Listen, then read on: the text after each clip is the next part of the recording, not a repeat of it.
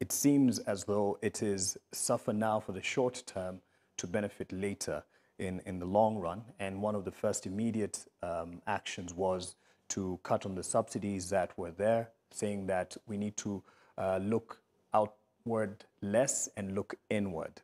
And, you know, we have the taxations and find the money and the revenue from within. Would you term that as, given their actions in the last year, as one of their medium-term plans, and is it something that can be sustainable? Well, Mark, interesting. Talking about subsidies, yes, there's this whole shift from not subsidizing consumption, subsidizing production.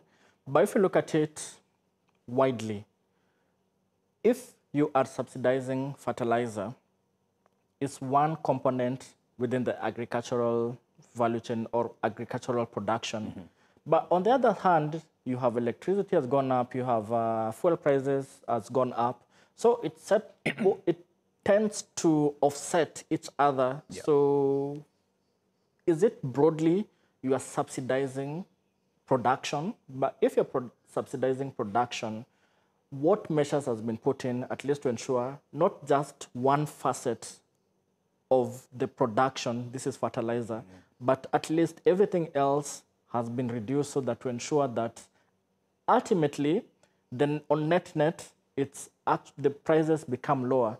So that's where I tend to look at it from a glass is half empty, sorry, but that's where I look at it in terms of the subsidies. So it was difficult ultimately, the choices. Yes, they chose fertilizer, but on net, you find that not everyone benefited in terms of the end price. We haven't seen that kind of a reprieve that came from the fertilizer subsidy. So if you talk about even the other side on taxes, so I think you can applaud the government.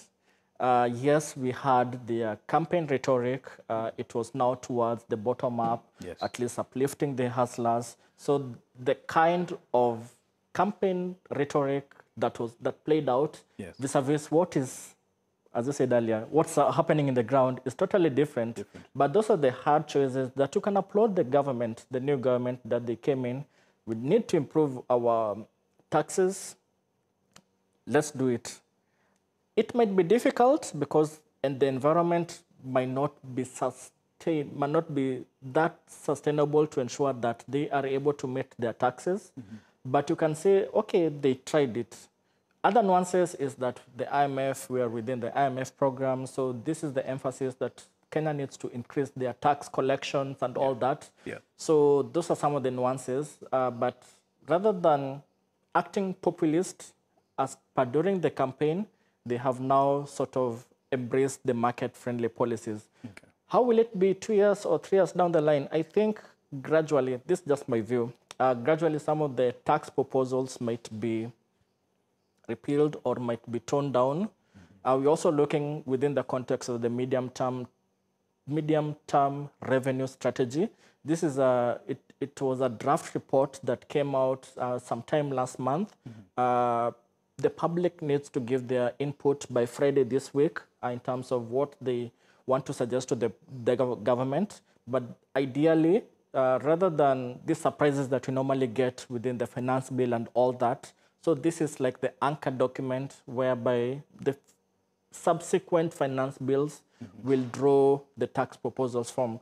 So I suspect broadly that some of the proposals that had been put in place might be watered down because, yeah, in my view, I think the economy is not quite vibrant to be able to sustain the kind of proposals that the government has been put forward. Yeah.